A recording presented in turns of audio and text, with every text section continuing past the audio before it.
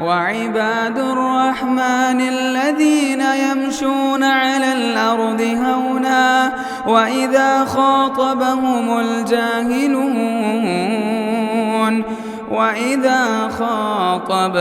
الجاهلون قالوا سلاما.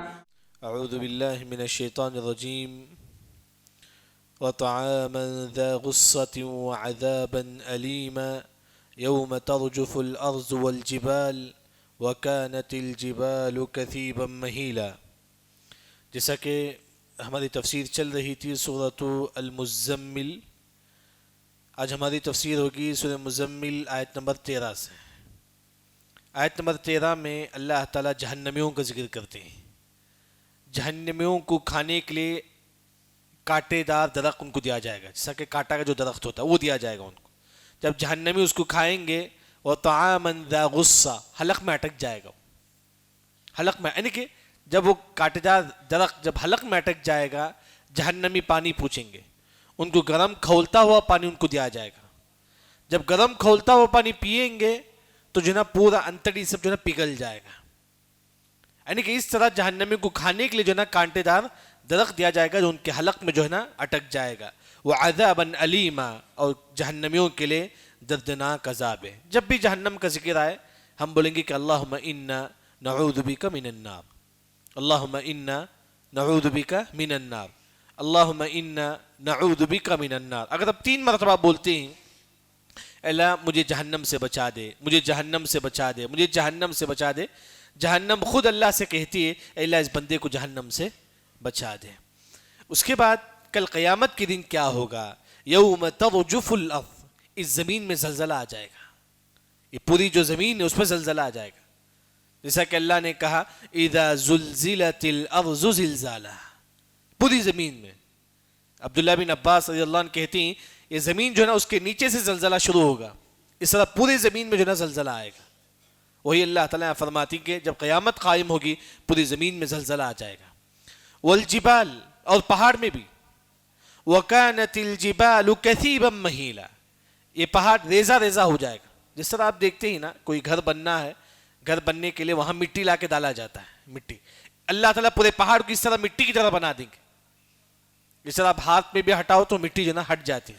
یعنی کہ اتنا جو مضبوط جو پہاڑ ہے اللہ اس کو مٹی جیسا بنا دیں گے. جیسا کہ اللہ نے دوسری جگہ فرمایا وَتَكُونُ السَّمَاءُ كَالْمُهْلِ، اس پہاڑ کو اللہ تعالیٰ روئی کی طرح بنا دیں گے اللہ تعالیٰ. یعنی کہ اللہ تعالیٰ بتانا یہ چاہتی ہیں اتنا مضبوط جو پہاڑ ہے اللہ اس کو روئی کی طرح بنا دیں گے. بلکہ اللہ نے دوسری جگہ کہا وَتَرَى الْجِبَالَ تَحْسَبُهَا جَامِدَةً وَهِيَ تَمُرُّ كَمَرَّ السَّحَابِ، جس طرح بادل ہمارے سامنے جاتے رہتا ہے پہاڑ کو بھی اللہ تعالیٰ ریزہ ریزہ بنا کے ہوا میں اڑا دیں گے. بادل کی طرح پہاڑ بھی جاتے رہے گا. یعنی کہ اتنا مضبوط پہاڑ اس کو اللہ تعالیٰ ریزہ ریزہ بنا کے جو ہے نا ہوا میں اڑا دیں گے. اس کے بعد اللہ تعالیٰ کہتے ہیں کہ اِنَّا أَرْسَلْنَا إِلَيْكُمْ رَسُولًا، اے نبی ہم نے آپ کو بھیجا ہے مکے والوں کی طرف رسول بنا کر. رسول بنا کر ہم نے مکے والوں کی طرف بھیجا ہے. شاہدن علیکم، اے نبی تم گواہی کہ مکے والے کیا کرتے ہیں. کفار مکہ تھا، نبی کو انکار کرتے تھے، نبی کو ستاتے تھے، قرآن پر ایمان نہیں لاتے تھے. اس پر گواہ اللہ بھی ہے اور خود نبی ہیں. نبی خود اپنے آنکھوں سے دیکھ رہے تھے مکے والے قرآن پر ایمان نہیں لا رہے تھے. وہی اللہ نے کہا کہ اے نبی سب سے پہلے تم خود گواہی کہ مکے والے ایمان نہیں لائے ہیں.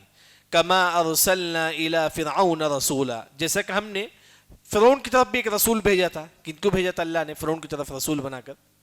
موسیٰ علیہ السلام. یعنی کہ اللہ تعالیٰ مکے والوں کو دھمکاتے ہیں. جس طرح ہم نے موسیٰ علیہ السلام کو فرعون کی طرف رسول بنا کر بھیجا، اس طرح میں تمہاری طرف رسول بنا کر آیا ہوں. جس طرح فرعون ایمان نہیں لائے تو اللہ نے اس کو ہلاک کر دیا، مکے والے اگر تم بھی ایمان نہیں لاؤ گے تو اللہ تعالیٰ تم کو بھی ہلاک کر دے گا. وہی اللہ نے کہا کہ فَعَصَى فِرْعَوْنُ الرَّسُولَ فَأَخَذْنَاهُ أَخْذًا وَبِيلًا. جب فرعون نے موسیٰ علیہ السلام کا انکار کیا اللہ نے اسے سخت عذاب کے ذریعے سے اللہ نے اس کو پکڑ لیا. پانی کا عذاب آ کر تھا، فرعون ڈوب گیا تھا. تو اس طرح اللہ تعالیٰ مکے والوں سے کہتی کہ مکے والے اگر تم بھی میری نافرمانی کرو گے، اگر تم بھی اس قرآن پر ایمان نہیں لاؤ گے، جس طرح اللہ نے فرعون کو ہلاک کیا اسی طرح اللہ تعالیٰ تم کو بھی ہلاک کر سکتا ہے. اس کے بعد اللہ تعالیٰ کہتی کہ جو کافر ہیں جو قیامت کا انکار کرتے ہیں، قرآن کا انکار کرتے ہیں. فَكَيْفَ تَتَّقُونَ إِن كَفَرْتُمْ، اس دن سے تم کیسا بچو گے؟ قیامت کے دن سے کافر تم کیسا بچو گے؟ تم تو اس دنیا میں کفر کرتے ہیں، قیامت کا انکار کرتے ہیں، لیکن قیامت کے دن سے تم کیسا بچو گے؟ یعنی کہ اللہ تعالیٰ کہتے ہیں کہ بڑا عظیم دن ہے قیامت کا دن، بڑا عظیم دن ہے. کتنا خطرناک ہے. اللہ نے کہا کہ یوم یجعل الولدان شیبا، یہ چھوٹا جو بچہ ہوتا ہے 3 سال 2 سال کا، قیامت کی پریشانی کو دیکھ کر اس کا بال سفید ہو جائے گا. 3 سال 2 سال کا جو بچہ ہوتا ہے، 2 سال، اس کا بال سفید ہو جائے گا قیامت کی ہولناکی کو دیکھ کر. اتنا خطرناک دن ہے. اللہ تعالیٰ کافروں سے کہتی کہ کافر تم کیسے بچ جاؤ گے اس دن سے؟ یہ اتنا خطرناک دن. قیامت کی ہولناکی کو دیکھ کر جو عورت پریگننٹ ہے اپنا بچہ کو خود بخود نیچے گرا دے گی. اتنا خطرناک دن. وہی اللہ تعالیٰ کافروں سے کہتی ہیں اے کافر تم اس دن سے کیسا بچو گے جبکہ تم اس دنیا میں کفر کرتے ہو، سب کچھ تم کرتے ہو. اس کے بعد اللہ نے کہا کہ السماء منفطر بہ، یہ آسمان پھٹ جائے گا. اذا السماء انشقت، جب قیامت قائم ہوگی تو یہ آسمان پھٹ جائے گا. کان وعدہ مفعولا، اللہ کا جو وعدہ ہے آسمان پھٹنا، اس پہاڑ کو اللہ تعالیٰ ریزہ ریزہ کرنا، یہ تمام ہونے والا ہے، ہو کر ہی رہے گا. اس کے بعد اللہ تعالیٰ کہتے ہیں ان ھذہ تذکرہ، اے لوگوں جو ہم نے بیان کیا ہے کہ قیامت کے قریب قیامت زلزلہ آئے گا، یہ پہاڑ ریزہ ریزہ ہو جائے گا، تو یہ سب ایک نصیحت ہے، یہ سب ایک نصیحت ہے. فمن شاء اتخذ الی ربہ سبیلا، جو گنہگار ہے اب تبھی کم از کم وہ نیک بن جا، جو کافر ہے اب تبھی کم از کم وہ اسلام قبول کر لے، کیونکہ قیامت کے دن بہت خطرناک دن ہے. وہاں بچے بھی بوڑھے ہو جائیں گے، اتنے خطرناک دن. اس دن سے بچنے کے لیے، اس دن کے عذاب سے بچنے کے لیے کم از کم اب تم جو نا گناہوں سے بچ جاؤ، اسلام کی طرف آ جاؤ. اس کے بعد اللہ تعالیٰ سورہ مزمل کی آخری جو بڑی آیت ہے اس میں اللہ تعالیٰ کہتے ہیں ان ربک یعلم انک تقوم ادنی من ثلثی اللیل ونصفہ وثلثہ وطائفۃ من الذین معک. شروع میں اللہ نے کہا کہ اے نبی تم پر تہجد واجب ہے. یہ 1 سال تک آپ صلی اللہ علیہ وسلم اور صحابہ یہ 1 سال تک تہجد کا اہتمام کرتے. جس طرح ہم فرض نماز پڑھتے ہیں واجب ہے، فجر، ظہر، عصر، مغرب، عشاء، اس طرح صحابہ پر یہ 1 سال تک تہجد کی نماز واجب ہو گیا تھا، 1 سال تک. وہی اللہ نے کہا ان ربک، اے نبی بے شک تمہارا رب جانتا ہے کہ تم لوگوں نے تہجد کا اہتمام کیا ہے. رات کا آدھا حصہ یا کچھ زیادہ حصہ، 1/3 حصہ آپ نے تہجد کا اہتمام کیا ہے. یہ صحابہ بھی جو نا 1 سال تک آپ صلی اللہ علیہ وسلم اور صحابہ ہمیشہ تہجد پڑھا کرتے. تہجد واجب تھا. یہ 1 سال کے بعد یہ آیت نازل ہوئی. 1 سال تک تہجد واجب تھا. اس کے بعد اللہ نے یہ آیت نازل کیا کہ جو نا اب اس کے بعد تہجد واجب نہیں ہے، اس کے بعد صرف 5 وقت نماز واجب ہے. صحابہ پر 1 سال، آپ صلی اللہ علیہ وسلم پر 1 سال تہجد واجب تھا. پھر اس کے بعد اللہ نے کہا کہ نہیں، حکم کینسل ہو چکا ہے، اب تہجد واجب نہیں ہے. وہی اللہ تعالیٰ کہتے ہیں کہ واللہ یقدر اللیل والنہار علم ان لن تحصوا. کیوں اللہ نے تہجد کو واجب نہیں کہا؟ کیونکہ تمہارے اندر تو وہ طاقت نہیں ہے. اگر اللہ نے تہجد واجب کر دیتا تو ہر مسلمان پر تہجد پڑھنا واجب ہوتا. اللہ نے کیوں اسے مستحب کر دیا، سنت کیوں کر دیا؟ تاکہ تم اس کو طاقت نہیں رکھو گے. اگر تہجد واجب ہو جائے ہم لوگ اس کو نہیں کر پاؤ گے. پھر اس کے بعد آپ صلی اللہ علیہ وسلم اللہ تعالیٰ کہتے ہیں کہ علم ان لن تحصوا فتاب علیکم. اس کے بعد سے تہجد جو ہے نا سنت ہے، واجب نہیں ہے. بلکہ بعض علماء نے کہا آپ صلی اللہ علیہ وسلم پر موت تک تہجد واجب تھا. ہمیشہ آپ صلی اللہ علیہ وسلم تہجد کا اہتمام کرتے تھے. 2 سنت آپ صلی اللہ علیہ وسلم کبھی بھی نہیں چھوڑتے تھے، ایک وتر اور اسی طرح تہجد. بلکہ فجر کی 2 رکعت سنت بھی کبھی بھی آپ سب اس کو نہیں چھوڑتے تھے. یعنی کہ تہجد جو ہے نا ہر مسلمان کو پڑھنا چاہیے. لیکن تہجد کا افضل وقت کون سا ہے؟ رات کا آخری حصہ ہے. رات کا آخری حصہ تہجد کا افضل وقت ہے. کیسا معلوم کرے کہ رات کا آخری حصہ یہ حصہ افضل وقت ہے؟ آسان ہے، اسے سمجھنے کے لیے آسان ہے. ایک مثال ہے، سمجھو کہ مغرب کی اذان 6 بجے ہے، فجر کی اذان 6 بجے ہے.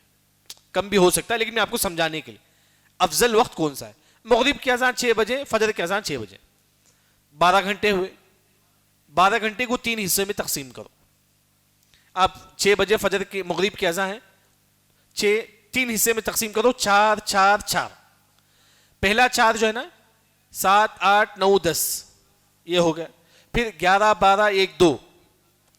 تیسرا جو حصہ ہے 3 4 5 6 یہ حصہ افضل وقت ہے تہجد کا. اس طرح آپ جو ہے نا جیسا کہ 5 5 ہے اس میں 3 حصہ تقسیم کرو, آخری کا جو حصہ ہے وہ سب سے افضل وقت ہے. آخری کا جو حصہ ہے سب سے افضل وقت ہے. یہ آسان ہے حساب کرنے کے لیے, یعنی کہ تہجد کا افضل وقت معلوم کرنے کے لیے, کیونکہ آخری وقت تہجد افضل ہے. اس کا 2 ریزن ہے. کیونکہ فرشتے آسمان سے اترتے ہیں آخری حصے میں, آخری رات میں 3:30 کے بعد 3 کے بعد فرشتے آسمان سے اترتے ہیں. دوسرا اللہ تعالیٰ آسمانی دنیا پر اللہ تعالیٰ آ جاتے ہیں, تو اس وجہ سے آخری میں تہجد پڑھنا جو ہے نا افضل ہے. اس کے بعد اللہ تعالیٰ کہتے ہیں کہ واللہ یقدر اللیل والنہار, کبھی دن بڑا ہوتا ہے رات چھوٹا ہوتا ہے. ٹھنڈی کا ماحول ہے, دن چھوٹا ہے اور رات بڑی ہے. وہی اللہ نے فرمایا کہ یہ سب کون کرنے والا ہے؟ اللہ تعالیٰ.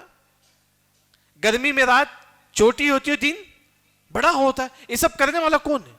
اللہ تعالیٰ. واللہ یقدر اللیل والنہار, کبھی رات بڑی دن چھوٹا رات, یہ سب کچھ جو ہے نا اللہ کے ہاتھ میں ہے. اس کے بعد اللہ تعالیٰ کہتے ہیں فَقْرَؤُوا مَا تَيَسَّرَ مِنَ الْقُرْآنِ, اے لوگوں قرآن میں جو آسان ہے آپ اس کو پڑھو. یہاں جو ہے نا جیسا کہ فرض نماز ہے, آپ جو ہے نا فرض نماز میں قرآن دیکھ کر اس طرح نہیں پڑھ سکتے. یاد رکھیں فرض نماز میں قرآن دیکھ کر نہیں پڑھ سکتے. کیوں؟ کیونکہ اللہ نے کہا کہ فَقْرَؤُوا مَا تَيَسَّرَ مِنَ الْقُرْآنِ, جو آپ کو آسان ہے وہ آپ پڑھیں گے. آپ یہ نہیں بولیں گے مجھے قرآن یاد نہیں ہے میں فرض نماز میں قرآن دیکھ کے پڑھوں گا, نہیں, جائز نہیں. جو آپ کو آسان ہے, قُلْ اللَّهُ اللَّهُ الصَّمَدُ لَمْ يَلِدْ إِنَّا أَعْطَيْنَاكَ, جو بھی ہو سکے. لیکن نفل نماز میں قرآن دیکھ کر پڑھنا جائز ہے. جیسا کہ تہجد ہے, آپ لمبی صورتیں آپ سسم پڑھتے تھے, آپ کے لیے جائز ہے کہ جو ہے نا آپ اس طرح قرآن رکھ کے جو ہے نا لمبی صورتیں آپ تہجد میں قرآن دیکھ کر پڑھ سکتے ہیں. فرض نماز میں قرآن دیکھ کر نہیں پڑھ سکتے, جو آپ کو یاد ہے وہی پڑھیں گے. لیکن نفل نماز میں قرآن دیکھ کر آپ پڑھ سکتے ہیں. اس کے بعد اللہ تعالیٰ ریزن ذکر کرتی کیوں اللہ نے تہجد کو سنت کہا. پہلے واجب تھا, اللہ نے اس کو کینسل کر دیا. کیوں اللہ نے تہجد کو واجب سے کینسل کر دیا, اب سنت کیوں کہا؟ تہجد سنت کیوں ہے؟ کیونکہ اللہ نے کہا کہ 3 لوگ ایسے ہیں جو تہجد نہیں پڑھ سکتے. اس وجہ سے اللہ نے اس تہجد کو سنت کہا, واجب نہیں کہا. کیوں؟ یہ بیمار نہیں پڑھ سکتا تہجد, اگر واجب ہوتا تو بیمار پڑھے گا نہیں پڑھے گا. دوسرا جو مسافر ہیں وہ پڑھ سکتے تہجد, اس وجہ سے اللہ نے تہجد کو سنت کہا. اب شروع میں جو واجب تھا بعد میں اللہ نے کہا کہ نہیں اب یہ تہجد جو نا سنت ہے. تیسرا جو لوگ جہاد میں ہوتے وہ بھی نہیں پڑھ سکتے. یعنی کہ اللہ تعالیٰ 3 ریزن ذکر کرتے ہیں کہ ہم نے تہجد کو سنت کیوں کہا, کیونکہ بیمار لوگ نہیں پڑھ سکتے. دوسرا یہ جو لوگ سفر میں جو ہوتے ہیں تجارت کے لیے جاتے ہیں وہ بھی نہیں پڑھ سکتے. تیسرا یہ جو لوگ جہاد میں نکلتے ہیں وہ بھی نہیں پڑھ سکتے. اس کے بعد اللہ تعالیٰ کہتے ہیں کہ فَقْرَؤُوا مَا تَيَسَّرَ مِنْهُ وَأَقِيمُوا الصَّلَاةَ, تہجد تو جو ہے نا ہے سنت ہے لیکن نماز واجب ہے, 5 وقت کی نماز. وَأَقِيمُوا الصَّلَاةَ, نماز جو ہے نا تم پڑھو, کبھی نماز مت چھوڑو. حدیث میں آتا ہے بَيْنَ الرَّجُلِ وَالشِّرْكِ تَرْكُ الصَّلَاةِ, اگر آپ ایک نماز چھوڑیں گے تو آپ کافر بن جائیں گے. ایک نماز بھی اگر آپ جان بوجھ کے چھوڑیں گے, سعودی عرب کے فتاوی کتابیں اگر آپ اٹھا کے دیکھیں گے تو یہ کہ اگر اب ایک نماز بھی اگر کوئی مسلمان جان بوجھ کے چھوڑ دیتا ہے وہ مسلمان کافر یاد رکھے. بلکہ صحابہ کیا سمجھتے تھے؟ العہد الذی بیننا وبینہم فمن ترکہا فقد کفر, جو آپ صحابہ کے زمانے میں جو بھی نماز چھوڑتا تھا وہ کافر تھا. صحابہ یہی سمجھتے تھے. آج ہم لوگ آسانی سے نماز چھوڑ لیتے, بڑی آسانی سے. بلکہ اللہ نے کہا کہ وَأَقِيمُوا الصَّلَاةَ, اے لوگو تم نماز قائم کرو. وَآتُوا الزَّكَاةَ, زکوٰۃ ادا کرو. 85 گرام سونا ہے, اس پر 1 سال گزر گیا تو اس میں آپ کو زکوٰۃ نکالنا واجب. یاد رکھیں اس پر آپ کو زکوٰۃ نکالنا واجب. اگر 85 گرام سونا ہے, 95 گرام چاندی ہے, اس پر 1 سال گزر گیا تو آپ پر زکوٰۃ نکالنا آپ پر واجب ہے. اس کے بعد اللہ نے کہا وَأَقْرِضُوا اللَّهَ قَرْضًا حَسَنًا, تم اللہ کو قرض حسنہ دو. کیا اللہ تعالیٰ محتاج ہمارے پیسے کا؟ نہیں اللہ تعالیٰ. لیکن اللہ تعالیٰ کہتی ہے کہ آپ جو ہے نا صدقہ و خیرات کرو. صدقہ و خیرات, یہاں صدقے کو اللہ نے قرض کہا کیونکہ میں آپ کو قرض دیتا ہوں 500 روپے, آپ کیا کرتے ہو اسے لوٹاتے ہیں. اللہ نے صدقے کو قرض کہا. اگر آپ صدقہ دیں گے اللہ اس کا ڈبل اللہ تعالیٰ آپ کو دے گا, اسے ڈبل اللہ تعالیٰ آپ کو دے گا. یہاں اللہ تعالیٰ صدقے کو قرض اللہ تعالیٰ کہتے ہیں, تو ہر مسلمان صدقہ کرے. یہاں اللہ تعالیٰ محتاج نہیں ہے آپ کے پیسے کا, جیسا کہ حدیث مشہور ہے لو ان اولکم وآخرکم وانسکم وجنکم، پوری دنیا والے ایک زمین میں کھڑے ہو جائیں، جن انسان تمام لوگ ایک میدان میں کھڑے ہو جائیں، فَأَعْطَيْتُ كُلَّ وَاحِدٍ مِّنْهُمْ مَسْأَلَةً، تمام لوگ جو پوچھیں گے اللہ تمام کو دے دے گا، مَا نَقَصَ ذَلِكَ مِن مُلْكِ شَيْئًا، اللہ کے خزانے میں رتی بھی کمی نہیں آئے گی. یعنی کہ اللہ تعالیٰ آپ کے پیسے کا محتاج نہیں ہے. یا اللہ تعالیٰ یہ کہتے ہیں کہ جو نا تم اللہ کے نام میں صدقہ و خیرات کر لو، اللہ تعالیٰ آپ کے مال میں برکت دے. بلکہ ایک حدیث ہم کو ملتی ہے، جو مسلمان صدقہ کرتا ہے قبر میں اللہ تعالیٰ اسے روشنی ادا کرتے ہیں، قبر کی جو گرمی ہے اللہ اس کو دور کر دیتے ہیں. تو اسی وجہ سے ایک مسلمان جتنا ہو سکے اللہ کے راستے میں صدقہ و خیرات کرے. وَمَا تُقَدِّمُوا لِأَنفُسِكُمْ، جو آپ نے اللہ کے لیے بھیجا ہے، صدقہ کیا ہے، مِن خَيْرٍ تَجِدُوهُ عِنْدَ اللَّهِ، وہ اللہ کے پاس آپ بہترین پائیں گے. اگر آپ ایک روپے بھی آپ صدقہ کریں گے اس کا ثواب بہت زیادہ آپ پائیں گے. جیسا کہ حدیث میں آتا ہے کہ کھجور کا چھوٹا سا گٹلی، اگر آپ اتنا صدقہ کریں گے اس صدقے کو اللہ تعالیٰ پالتے ہیں. حدیث میں کما یربی احدکم فلوا، جس طرح گھوڑے کے بچے کو پالتا ہے نا، اس طرح اللہ تعالیٰ ہمارے دیے ہوئے صدقے کو پالتے ہیں. کل جب ہم قیامت کے دن آئیں گے اس چھوٹے سے صدقے کو اللہ تعالیٰ پہاڑ کی شکل میں اللہ تعالیٰ لوٹائیں گے. اس چھوٹے سے صدقے کا ثواب پہاڑ کی شکل میں اللہ تعالیٰ لوٹائیں گے. وہی اللہ نے کہا جو آپ نے اللہ کے لیے کیا ہے، جو صدقہ کیا ہے، اس کا بہترین بدلہ آپ اللہ تعالیٰ کے پاس پائیں گے. وَأَعْظَمَ أَجْرًا، اس کا بہترین اجر بھی آپ پائیں گے.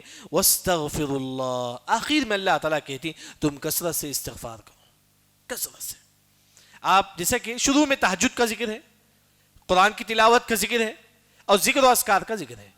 آپ کبھی گھمنڈ میں نہ آئے کہ جب میں نے تہجد پڑھتا ہوں سب کچھ آپ کریں گے، لیکن ساتھ میں آپ کو استغفار بھی آپ کو کرنا ہے. استغفر اللہ، چلتے پھرتے بیٹھتے استغفر اللہ پڑھتے رہنا آپ کو. وہی اللہ، یعنی کہ سورہ مزمل کے آخر میں اللہ نے کہا کہ وَاسْتَغْفِرُ اللَّهِ، لوگوں تم استغفار کرو. خاص طور پر ہر عبادت کے بعد استغفار کرنے کا اللہ تعالیٰ حکم دیتی. کلما فرغ من عبادہ ان یستغفر اللہ. فرض نماز ہو گئی، اس کے بعد ہم کیا کریں گے؟ استغفر اللہ پڑھیں گے. آپ قرآن پڑھ لیے، اب بند کرنا ہے، بولو کہ استغفر اللہ استغفر اللہ. ہر نماز کے بعد، ہر عبادت کے بعد آپ بولیں گے استغفر اللہ. استغفر اللہ کا مطلب ہے اللہ تعالیٰ اس عبادت میں کچھ کمی ہے تو مجھے معاف کر دے. فرض نماز ہو گئی، ہم بولیں گے کہ استغفر اللہ. کیوں؟ اللہ تعالیٰ فرض نماز میں ہو سکتے کچھ کمی ہو تو اس کو جو ہے نا معاف کر دے. ان اللہ، بے شک اللہ تعالیٰ غفور ہے، معاف کرنے والا ہے. ہم ہمیشہ سنتے ہیں کہ غفور کیا معنی ہے غفور کا؟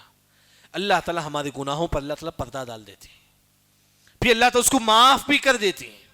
غفور کا دو معنی ہے، ہمارے گناہوں پر اللہ تعالیٰ پردہ ڈالتے ہیں، پھر اللہ تعالیٰ اس کو معاف کر دیتے ہیں. اللہ تعالیٰ رحیم ہے، تمام پر اللہ تعالیٰ رحم کرنے والا ہے. میرے پر بھی، آپ کے اوپر رحم کرنے والا ہے اللہ تعالیٰ. کب اللہ تعالیٰ ہم پر رحم کرے گا؟ یہ ایک حدیث آپ کو بتاتا ہوں. دیکھیے حدیث میں آتا ہے کہ رحم اللہ امرأً صلی قبل العصر 4. اگر آپ عصر کی نماز سے پہلے 4 رکعت سنت پڑھتی ہیں، عصر کی نماز سے پہلے، ایسے بندوں پر اللہ تعالیٰ رحم کرتے ہیں عصر کی نماز سے پہلے. یعنی کہ یہاں الحمدللہ سورہ مزمل کی تفسیر ہوئی. سورہ مزمل میں جو باتیں ذکر ہے کہ پہلے وحی کے وقت آپ سے پریشان ہوئے تو اللہ نے کہا کہ چادر اڑنے والے یا ایھا المزمل.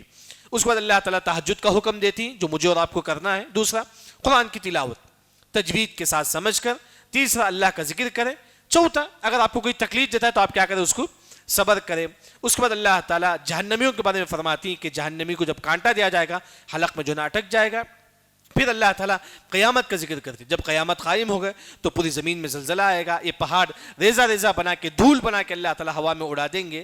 پھر اس کے بعد اللہ تعالیٰ کہتی کہ مکے والے جس طرح موسیٰ علیہ السلام فرعون کی طرف رسول بنا کر آ کر تھے، اس طرح میں تمہاری طرف رسول بنا کر آ کر.